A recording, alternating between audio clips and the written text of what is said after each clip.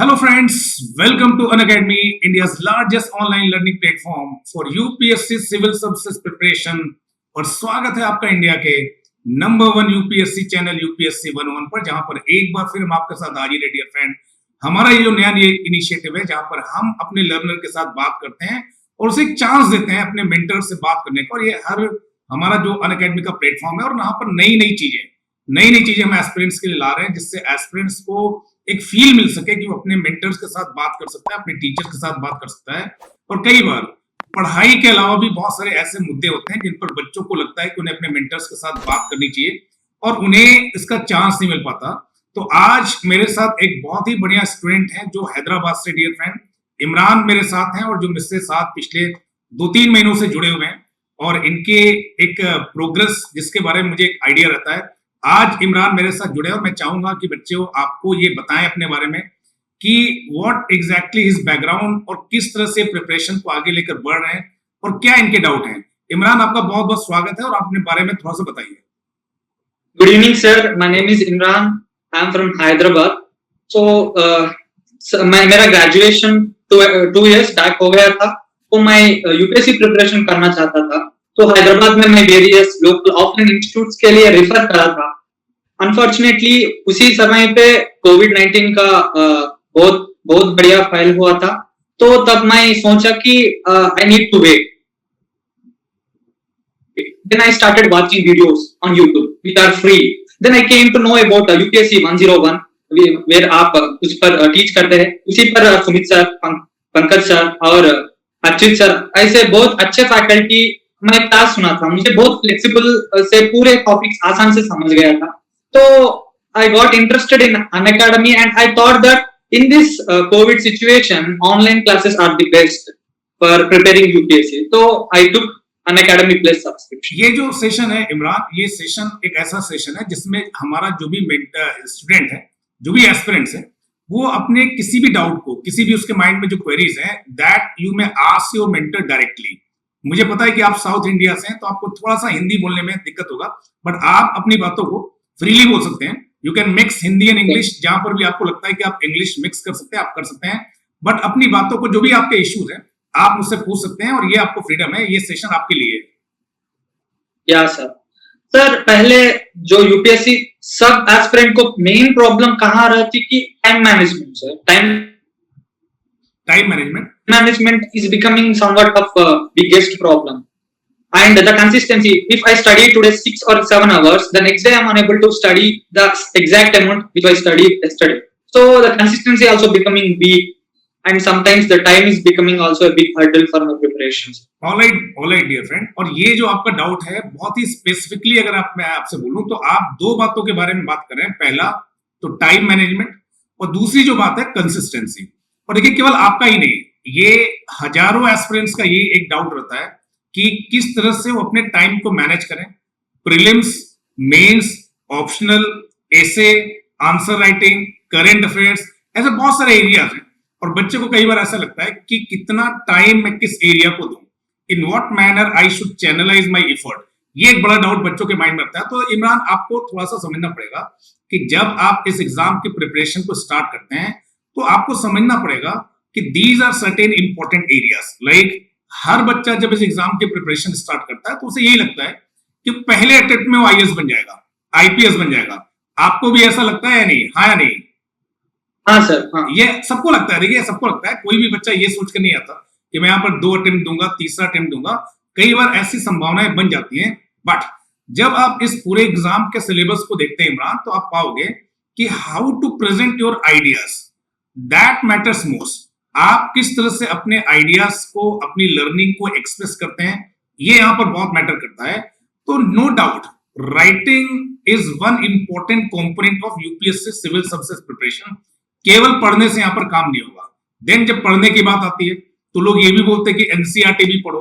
आपको ये भी पड़ता है कि इसके बाद मुझे स्टैंडर्ड बुक्स भी पढ़नी है, प्री का भी मुझे तैयारी करना है, मेंस का भी मुझे प्रिपरेशन करना है, एसे का भी करना है, आंसर राइटिंग भी करना है। तो ये बच्चा कई बार इसमें खो जाता है, उसे लगता है कि करना क्या क्या है, कैसे करना है। क्योंकि आपने जैसे डिसाइड किया कि आपको 2022 का एग्जाम देना है। एम आई राइट इमरान? यस सर, 2020 का आपको एग्जाम देना है। तो आप रफली 1 साल का टाइम आज से लेकर चल रहे हैं, हालांकि इसके पहले भी आपने अपनी कुछ पढ़ाई की है। तो मैं आपको ये बोलूंगा डियर फ्रेंड कि आप सबसे पहले अपने सिलेबस के उन एरियाज को पहचानो जो प्रीलिम्स में भी है और मेंस में भी है। Like Indian polity and constitution है, हिस्ट्री का एरिया है, ज्योग्राफी का एरिया है, इकोनॉमी एंड सोशल डेवलपमेंट का एरिया है। ये कुछ ऐसे पिलर्स हैं इमरान जो प्रीलिम्स में भी है और कहां पर भी है, मेंस में भी है। तो देखिए, जब आप इन 4 सब्जेक्ट को पढ़ रहे हो तो आप इनको प्री और मेंस के पर्सपेक्टिव से पढ़ो। 2 और एरियाज जो मैं आपको बोलूंगा कि जिस दिन से आपने अपनी प्रिपरेशन स्टार्ट की है, जिसको आप साइड लाइन नहीं कर सकते, that is current affairs and second is answer writing. तो आपके पास जो भी टाइम है, अगर आपके पास 6 घंटे हैं, 7 घंटे, जो भी टाइम आप डिवोट कर पा रहे हो, उस टाइम को आप रैशनली मैनेज करो कि आप इन 4 एरियाज में से कोई एक सब्जेक्ट लेकर आगे बढ़ रहे हैं, जिसको आप 2 घंटे 2.5 घंटे जो भी आपके पास टाइम है आप उसे दे रहे हैं। करंट अफेयर्स, न्यूज़पेपर्स का ये जो एरिया है, उसे आप 1.5 आवर या 2 आवर्स अपने कन्वीनियंस के साथ दे रहे हो।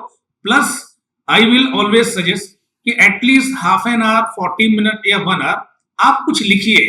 You should start writing, because ये कोई ऐसी चीज नहीं कि किसी राइटिंग स्किल प्रोग्राम को पढ़कर या 20 दिन में आप इसे सीख पाओगे। ये कंटिन्यूअस लर्निंग प्रोसेस है Imran, and because of that I am saying कि you should manage your time in these 3 broader categories. ये बात समझ पा रहे हैं इमरान? देन सेकंड जो आपका डाउट था, that was related to consistency. ठीक है, जो दूसरा आपका डाउट था वो कंसिस्टेंसी को लेके था कि कई बार ऐसा होता है कि हम एक दिन 7 घंटे 8 घंटे पढ़ लेते हैं, 2 दिन पढ़ लेते हैं, फिर हमें लगता है कि आज थोड़ा रेस्ट कर लेते हैं, फिर वो हम थोड़ा सा ट्रैक से हट जाते हैं। ऐसा होता है? हाँ सर, बहुत बार। यस, ऐसा होता है। बट देखिए, आपको वहां से समझना पड़ेगा डियर फ्रेंड कि ये जो यूपीएससी का जो एग्जाम है, it is like a marathon. It is not 100 metre race और 200 मीटर रेस की एक बार आपने खूब ताकत से दौड़ लिया फिर आप आराम करने लगे। तो what ever you think that you can devote, अगर आपको लगता है कि आप 5 घंटे ही डिवोट कर सकते हैं, 6 घंटे ही डिवोट कर सकते हैं, तो you should devote that much time. अगर आप मुझसे आइडियली पूछे और अगर आप केवल यूपीएससी की प्रिपरेशन होल्ड हार्टेडली कर रहे हैं पूरी तरीके से, तो मुझे लगता है कि 6 घंटा तो मिनिमम आपको डिवोट करना ही चाहिए। बीच में आप थोड़ा सा रेस्ट आवर्स लो, थोड़ा सा आप अपने आप को मेंटली फिट रखने की भी कोशिश करो। वीक में 1 आध दिन का आप रेस्ट ले सकते हो, ऐसा कर सकते हो, जिससे कंसिस्टेंसी क्या रहे, बनी रहे। Are you getting my point Imran? Yes sir, yes sir. और कोई आपका डाउट इमरान जो आप पूछना चाहते हैं? या सर। और तब मैं प्रिपरेशन स्टार्ट किया सर, आई स्टार्टेड फीलिंग क्या मुझे प्रीलिम्स के लिए सेपरेट से पढ़ना है, क्या ये मुझे मेंस के लिए सेपरेट से पढ़ना। I got a big confusion what to read prelims and what to read mains. I mean shall I integrate both और shall I read separately? This is my biggest confusion sir, especially with the 4 pillars. Yeah, that I told you Imran कि many times it appears कि aspirant start preparing only for prelims। वो 1 साल पहले तैयारी start करता है, but केवल pre का सिलेबस ही करता रहता है। 1 साल तक वो प्री का ही पढ़ता रहता है। बट अगर आप पूरे सिलेबस को देखें तो सिलेबस का जो वेटेज है, आप पाएंगे कि मेंस का जो वेटेज है that is more than prelims. बहुत सारे एरियाज हैं जो आपको मेंस के सिलेबस में पढ़ने हैं, उसके कंपैरिजन में अगर आप प्रीलिम्स का सिलेबस देखते हैं तो इट इज मच लेसर। ये बात समझ पा रहे हैं? तो अगर आप 100 अगर पूरा अपना सिलेबस लेके देखते हैं तो around 60-65% that is devoted towards mains. And because of that I am saying कि कुछ ऐसे एरियाज हैं जिनको आप अपना कोर एरिया समझ सकते हैं, फाउंडेशनल पिलर समझ सकते हैं, उनको जब आप अप्रोच कर रहे हो तो आप प्री और मेंस के पर्सपेक्टिव से इंटीग्रेटेड अप्रोच लेकर चलो। जैसे ज्योग्राफी है, एनवायरमेंट एंड इकोलॉजी है, डिजास्टर मैनेजमेंट है, इनको आप एक एरिया मानकर चलो, prelims as well as mains. History का एरिया है, ancient, medieval, modern, art and culture and world history, इनको आप एक एरिया मानकर चलो, prelims as well as mains. Then आपका polity, constitution, governance, legislation, rights related issue, इनको आप एक एरिया मानकर चलो। तो देखिए, इस तरह से अगर आप अप्रोच लेके चलोगे कि economy, agriculture, social development, this is one area, और इनकी अगर आप इंटीग्रेटेड तरीके से तैयारी करोगे तो आप बेटर तरीके से अपना टाइम मैनेजमेंट कर पाएंगे Imran. Are you getting my point Imran? ये बात समझ पा रहे हैं इमरान? मेरी बात सुन पा रहे हैं? Yes sir, yes sir. Optional को लेकर भी आप उससे कुछ पूछ रहे थे, ऑप्शनल को लेकर आप? यस, या बताइए। Yes sir. सर स्टार्टिंग मेरी पॉलिटिकल साइंस पीएसआईआर था सर मेरा ऑप्शनल, तो आई स्टार्टेड गेटिंग, मेरा एजुकेशनल बैकग्राउंड से थोड़ा अलग था, जी I started getting confusion and fear. Shall I get? मैं बहुत सारे toppers का भी देखा. Only few people have crossed more than 300 marks, ji and I got fear as we know that optional carries more weightage, nearly 500 marks exactly. yes So I started shifting towards sociology, sir, which is very good overlapping also, sir, which also helps in essay and ethics. So, but I still am unable to get confidence, sir. So I need your suggestions. या ये जो confusion रहता है ना इमरान, ये मतलब बहुत मतलब बड़ा कंफ्यूजन है। मतलब मैं आपको ऐसा बोलूंगा कि ऑप्शनल चूज करना यूपीएससी की प्रिपरेशन में मतलब उतना ही कंफ्यूजिंग है जितना मतलब कई बार लाइफ पार्टनर चूज करने जैसा हो जाता है। क्लियर? मतलब यहाँ Yes, पर sir. कई बार ऐसा हो जाता है कि बहुत सारे आपके पास चॉइसेस होते हैं और यही एक ऐसी जगह है जहां पर यूपीएससी आपको स्पॉइल करता है कि आप अपनी चॉइस एक्सरसाइज कर सकते हैं। लाइक जीएस का जो एरिया है सबके लिए कॉमन है, एसए का जो पेपर है सबके लिए कॉमन है, लैंग्वेज का जो पेपर है उसमें बहुत मिनिमम आपके पास चॉइस है। ये एक ऐसा एरिया है डियर फ्रेंड जहां पर यूपीएससी आपको बोलता है कि जा अपनी जिंदगी जी ले, मतलब जो आपको ऑप्शनल लेना है आप ले लो। ठीक है? तो देखिए यहाँ पर बच्चा कई बार बहुत सारे क्राइटेरिया से जाने लगता है कि मेरे सीनियर का ऑप्शनल ये था, मेरे दोस्त का ऑप्शनल ये था, इस टॉपर का ऑप्शनल ये था। बट आप हमेशा पाओगे कि जिस तरह से आपने बोला कि आपने पीएसआईआर ऑप्शनल लिया, political science and international relation आपने ऑप्शनल लिया, ये सोचकर आपने लिया कि जीएस के साथ उसकी ओवरलैपिंग है। अच्छी बात है, Yeah. That is one criteria. और निश्चित रूप से पॉलिटिकल साइंस और आईआर का जो सब्जेक्ट है उसकी जीएस के साथ ओवरलैपिंग है। जीएस पेपर 2 का एक बड़ा एरिया वो कवर करता है। बट कई बार ऐसा आता है डियर फ्रेंड कि हम ये जानते हुए भी कि जीएस में उसका एक ओवरलैपिंग एस्पेक्ट है, इंटरेस्ट डेवलप नहीं कर पाते। We are not able to develop interest. जैसे उसमें थिंकर्स की बात है, western political thinker, Indian political thinker, कई बार बच्चा थोड़ा सा रिलेट नहीं कर पाता। जैसे कि आपके साथ हुआ, आपने बताया कि आपने पढ़ा, पहले 3-4 मंथ पढ़ा, बट आप उससे रिलेट नहीं कर पा रहे थे, अपने आप को एक्सप्रेस नहीं कर पा रहे थे। Sociology is also one good option that deals with society, social problem, social behaviour, social issues, your society. तो देखिए यहाँ पर जब आप पाएंगे तो ये भी आपके जो जीएस का पेपर 1 है, आपके जीएस पेपर 2 में सोशल जस्टिस की बात है, जीएस पेपर 3 में आपकी सोशल डेवलपमेंट की बात है, एथिक्स के पेपर में, एसए के पेपर में निश्चित रूप से आपको definitely sociology will help you. And many times I am saying Imran, sociology एक ऐसा ऑप्शनल है, मतलब मैंने भी पढ़ा है इसलिए मैं आपको बता रहा हूँ कि सोशियोलॉजी जो ऑप्शनल है, before preparing for UPSC civil services हम सब सोसाइटी के क्या है, पार्ट है। कैसे मैरिजेस होती हैं, कैसे क्या होता है, बहुत सारी चीजें आप इन चीजों को देखते हुए बड़े हुए हैं। तो number of things you know कि मेजॉरिटी माइनॉरिटी उनके बीच के क्या इश्यूज हैं, लोगों का ओरिएंटेशन कैसे होता है, बहुत सारी चीजें आप इन चीजों को देखते हुए बड़े हुए हैं।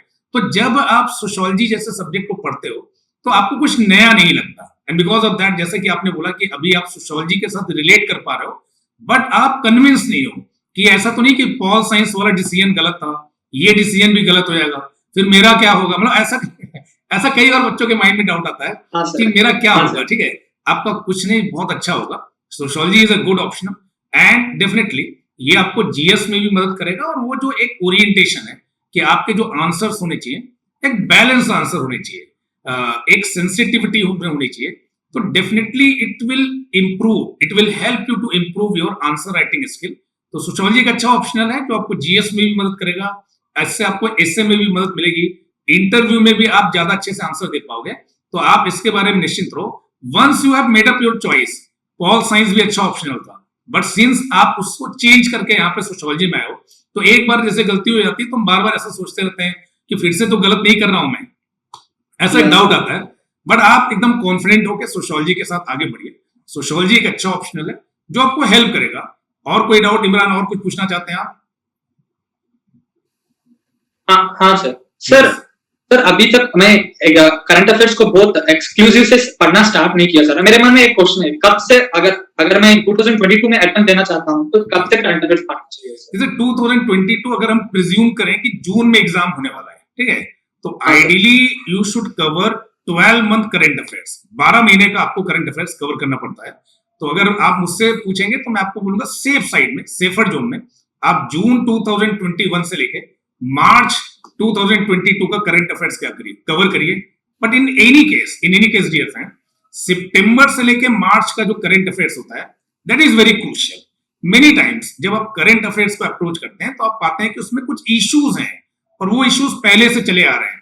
पिछले 1 साल से भारत और नेपाल के बीच का जो रिलेशन है, जो उनके बॉर्डर का जो डिस्प्यूट है चला आ रहा है, भारत और चाइना के बीच में जो इशू है पिछले 1-1.5 साल से चला आ रहा है, कोविड का जो इशू है पिछले 1.5 साल से चला आ रहा है, तो many times you will find कि देयर आर सर्टेन इश्यूज जो लास्ट 1.5 ईयर से कंटिन्यूएशन में चले आ रहे हैं। You should not miss those issues, क्योंकि ये वो इश्यूज हैं जो अपनी इंपॉर्टेंस को, अपनी रिलीवेंस को लगातार क्या है बनाए हुए हैं। तो जब भी आप करंट अफेयर्स पढ़ो तो एक अप्रोच साथ पढ़ो कि what is the issue, why that issue is there, India के रिलेशन में इसका क्या कॉन्टेक्स्ट बनता है, इसके पॉजिटिव क्या है, नेगेटिव्स क्या है, सोल्यूशन क्या है।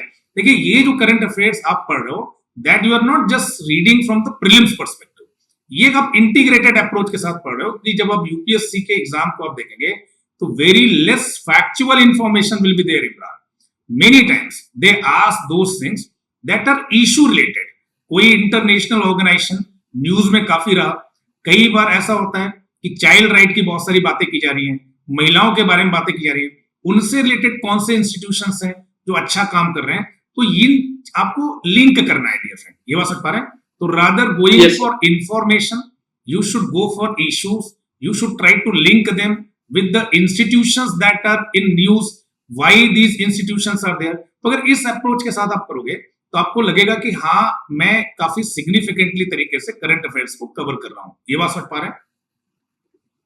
Yes sir. तो मेरी बातों से आपको कॉन्फिडेंस आ रहा है नहीं आ रहा है, मतलब? हाँ सर, बहुत आ रहा है हाँ, सर। सर और एक क्वेश्चन भी है sir, sir what should be the role of group study sir? अब मेरे रूममेट्स भी, वो लोग भी यूपीएससी की तैयारी कर रहे हैं sir. That is important. Group study को लेकर देखिए कई बार बच्चों के माइंड में डाउट आता है, और देखिए ग्रुप का मतलब यही है इमरान की, ग्रुप स्टडी में कई बार ऐसा होता है कि स्टडी नहीं रहती, केवल ग्रुप ही रह जाता है।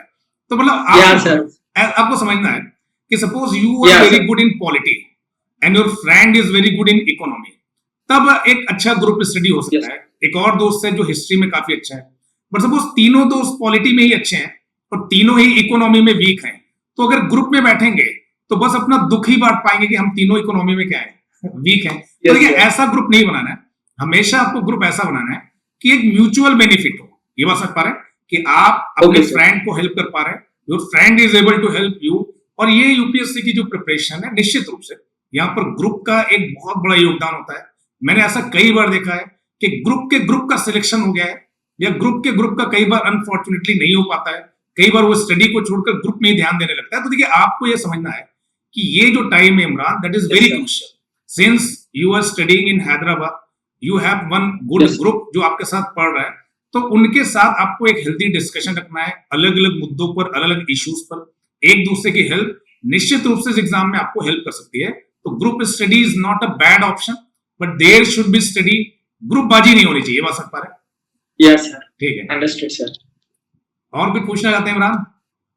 या sir, I got clear. Very good Imran, मुझे बहुत अच्छा लगा आपसे बात करके, और मुझे लगता है कि ये सेशन आपके लिए हेल्पफुल रहा होगा।